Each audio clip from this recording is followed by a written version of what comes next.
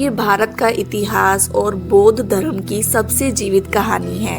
इस स्तूप को 3rd century में मौर्य सम्राट अशोक ने बनवाया था। चारों ओर बनी 4 तोरण द्वार इसकी सबसे बड़ी पहचान है। 1000 वर्षों तक यह स्थान बौद्ध यात्रियों से भरा रहा। विहार दरअसल बौद्ध भिक्षुओं के रहने, पढ़ने और ध्यान करने की जगह हुआ करती थी।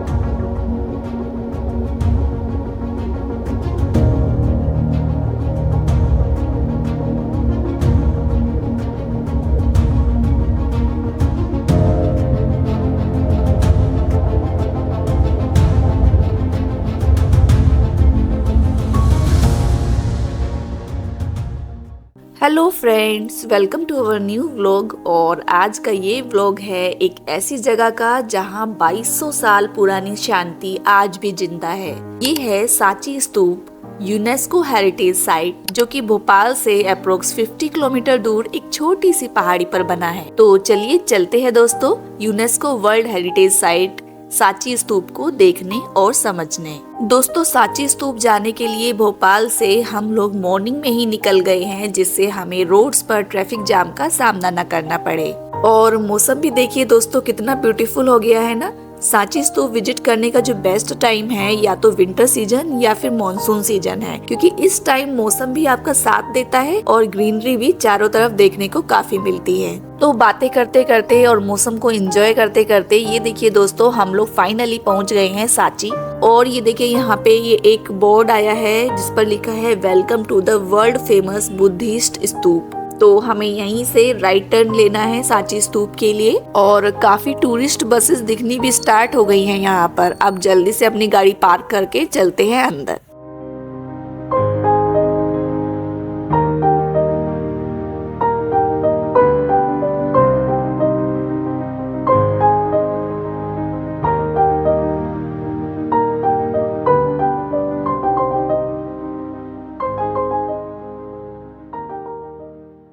तो फाइनली फ्रेंड्स, अपनी गाड़ी पार्क करने के बाद हम लोगों ने एंटर कर लिया है। और यहाँ की entry ticket 40 rupees per person है। और दोस्तों, हमने जैसे ही एंटर किया एक अलग ही शांति महसूस होने लगी हमें। चारों तरफ खुला आसमान, हरे भरे पेड़ और सामने सदियों पुराना इतिहास मानो अपनी कहानी कह रहा हो।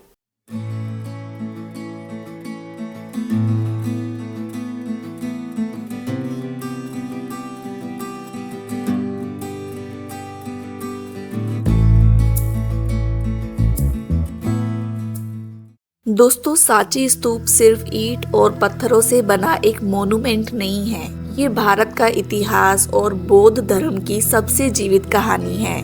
इस स्तूप को 3rd सेंचुरी में मौर्य सम्राट अशोक ने बनवाया था। कलिंग वॉर के टाइम राजा अशोक का जीवन पूरी तरह बदल गया था, क्योंकि हिंसा छोड़कर उन्होंने बुद्ध के अहिंसा और करुणा के मार्गों को अपनाया। सांची स्तूप का उद्देश्य था भगवान बुद्ध के पवित्र अवशेषों को सुरक्षित रखना, और इसी कारण ये स्तूप बुद्ध धर्म का एक महत्वपूर्ण तीर्थ बन गया। समय के साथ साथ सुंग और सातवाहन शासकों ने इस स्तूप को और विस्तार दिया। इसी दौर में पत्थरों से बने भव्य तोरण द्वार जोड़े गए। स्तूप के चारों ओर बने 4 तोरण द्वार इसकी सबसे बड़ी पहचान है दोस्तों। इन तोरणों पर भगवान बुद्ध के जीवन से जुड़ी घटनाएं बहुत ही सुंदर नक्काशी में दिखाई गई हैं, जिसमें बुद्ध का जन्म, ज्ञान प्राप्ति, उनका पहला उपदेश और महापरिनिर्वाण हर दृश्य में जीवित है। क्योंकि उस समय बुद्ध को मानव रूप में नहीं दिखाया जाता था, इसीलिए यहाँ कमल, बोधि वृक्ष और चक्र उनकी उपस्थिति का प्रतीक बने। दोस्तों, सांची सिर्फ एक स्तूप नहीं था, यह एक पूरा बौद्ध परिसर था। यहाँ विहार, चैत्य और कई छोटे स्तूप भी बनाए गए। लगभग 1000 वर्षों तक यह स्थान बौद्ध यात्रियों से भरा रहा। फिर समय बदला और सांची धीरे धीरे इतिहास के पन्नों में खो गया। सदियों तक यह स्थान समय के साथ साथ गुमनाम होता चला गया, लेकिन 1818 में ब्रिटिश अधिकारी जनरल टेलर ने इसे फिर से खोजा। आज सांची स्तूप यूनेस्को वर्ल्ड हेरिटेज साइट है, लेकिन इसकी सबसे बड़ी पहचान यहाँ मिलने वाली शांति है दोस्तों।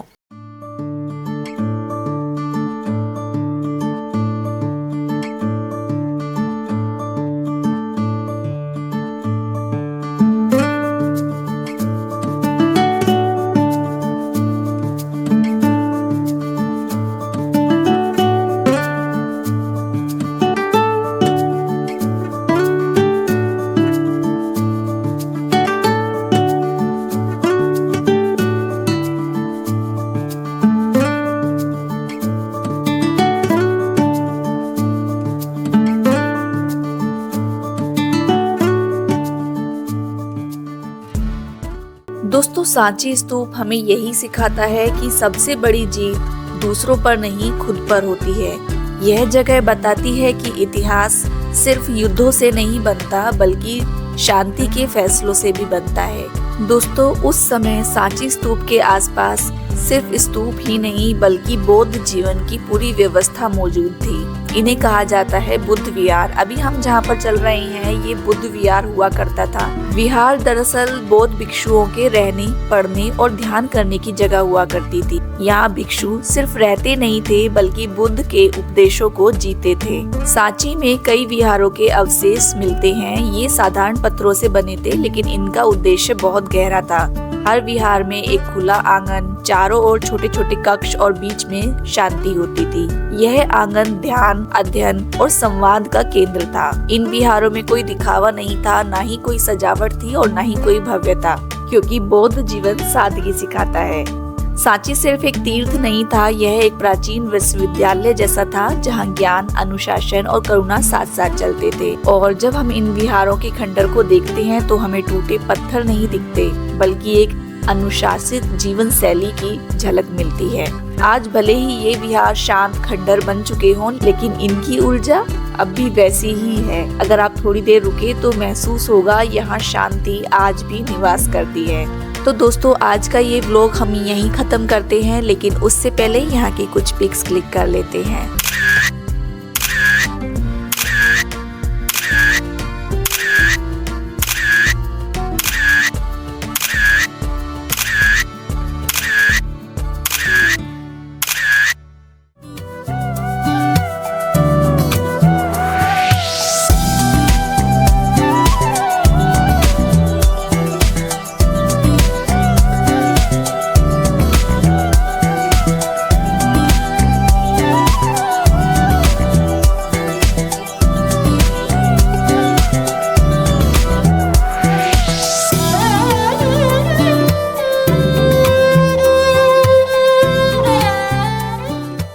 तो चलिए दोस्तों, इसी शांति के साथ हम आपसे विदा लेते हैं। मिलते हैं अगले व्लॉग में एक नई कहानी के साथ। अगर हमारी वीडियो पसंद आई हो तो हमारी इस वीडियो को like and comment and share जरूर कीजिएगा दोस्तों, और सब्सक्राइब करना भी बिल्कुल मत भूलिएगा। Thanks for watching.